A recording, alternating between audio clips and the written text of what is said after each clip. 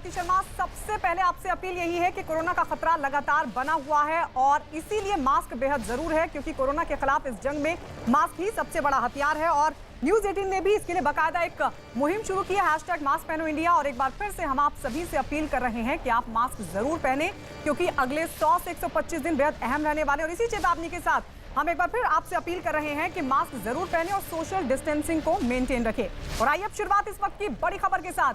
Media portal news click में हवाला के जरिए फंडिंग के आरोप लगने के बाद ईडी ने मामले की जांच शुरू कर दी और इस मामले में श्रीलंका के एक businessman Neville Roy Singham ED के रडार पर हैं। आरोप यह है कि सिंघम के चीन की कम्युनिस्ट पार्टी सीपीसी से भी संबंध है। दावा किया गया है कि पिछले साल ईडी की तलाशी में न्यूज क्लिक के ऑफिस से चीन की सीपीसी के बीच हुए ईमेल के सबूत भी मिले हैं और बताया जा रहा है कि मीडिया पोर्टल न्यूज क्लिक में 38 करोड़ के लेन देन की ईडी जांच कर रही है। इस बीच बीजेपी ने आरोप लगाया है कि मीडिया पोर्टल न्यूज क्लिक को विदेशों से मोटी रकम देकर कुछ लोग देश के खिलाफ प्रोपेगेंडा कर रहे हैं। बीजेपी के प्रवक्ता संबित पात्रा ने दावा किया कि विदेशी फंडिंग के जरिए ही देश की वैक्सीन नीति को बदनाम और पीएम मोदी को नीचा दिखाने की लगातार साजिश रची गई है।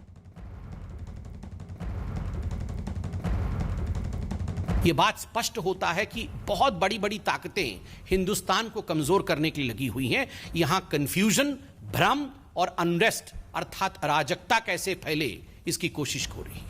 जब से प्रधानमंत्री नरेंद्र मोदी हिंदुस्तान के प्रधानमंत्री बने, कहीं ना कहीं हिंदुस्तान में तो ऐसा नेता हैं ही जिनके आंखों में वो खटक रहे हैं। विदेशी ताकतें भी ऐसी हैं जिनके आंखों में वो खटक रहे हैं। तो एक बहुत बड़े रूप में किस प्रकार से भारतवर्ष के नाम को नीचा किया जाए, किस प्रकार से प्रधानमंत्री नरेंद्र मोदी जी की चेष्टाओं को, जो वो सुचेष्टा कर रहे हैं भारतवर्ष को आगे बढ़ाने के लिए, उसको कैसे कम करके दिखाया जाए, यह सब कोशिश की जा रही है। किंतु मैं आज कह सकता हूं कि जनता जनार्दन है, वो मोदी जी पर विश्वास करती है।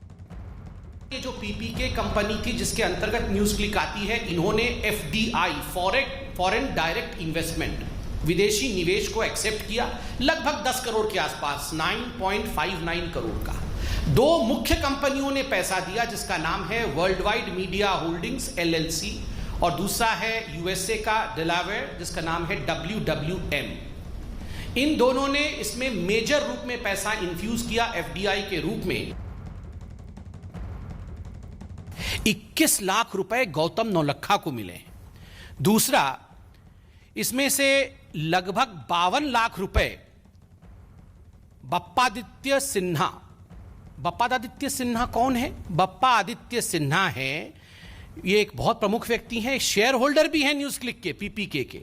मगर अगर राजनीतिक रूप से देखा जाए तो Sinha ji communist party of India के आईटी सेल के एक प्रमुख सदस्य हैं। 9वीं क्लास पढ़ा हुआ एक इलेक्ट्रीशियन है जोसेफ राज, जिनको 1.5 करोड़ से अधिक रुपए पीपीके ने दिया। और इस वक्त हमारे साथ हमारे वरिष्ठ सहयोगी अमिताभ सिन्हा फोन लाइन पर जुड़ गए हैं। अमिताभ जी, पूरा मसला क्या है? किस तरीके के आरोप बीजेपी की तरफ से? देखिए, सीधा सा आरोप है चीन पर और चीन की उन कंपनियों पर जो भारत में इन ऐसे डिजिटल प्लेटफॉर्म को प्रमोट कर रहे हैं, जिसमें पहला आरोप यह है कि ये भारत की सरकार को डिस्टेबलाइज करने की कोशिश कर रहे हैं 2014 से लेकर अब तक।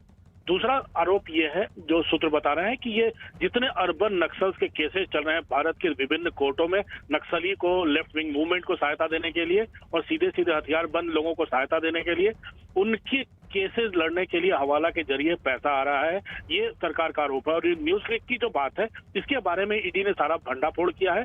केंद्र सरकार इसको लेकर काफी संवेदनशील है, चिंतित भी है, क्योंकि पहले भी चाइनीज यूजी ब्राउजर जो है उनका, उसके ऊपर भी आरोप लग चुका है कि कैसे उसने 2017 में उन कंपनियों को फंड किया जो 2017 में, जिन्होंने भारत में 2000 के नोट बंद होने की अफवाह फैलाई थी इन्हीं ऐसे ही डिजिटल प्लेटफॉर्म के द्वारा।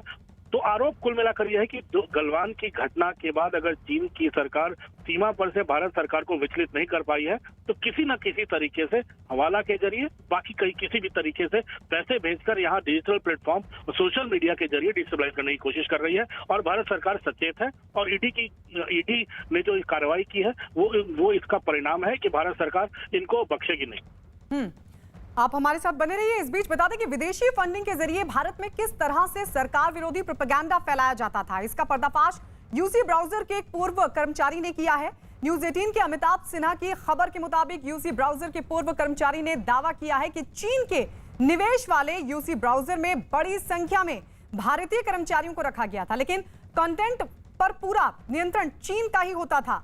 यहां तक कि कई झूठी खबरों को भी ब्रेकिंग न्यूज की तरह दिखाया जाता था। और इस कर्मचारी ने दावा किया कि 2017 में यूसी ब्राउजर ने रात 12 बजे से 2000 रुपए के नोट बंद होने की ब्रेकिंग न्यूज चलाई थी, जो कि पूरी तरह से गलत थी। और इसी तरह 2018 में एक हेडलाइन में भारत और पाकिस्तान के बीच युद्ध छिड़ने की गलत खबर भी पोस्ट की गई थी।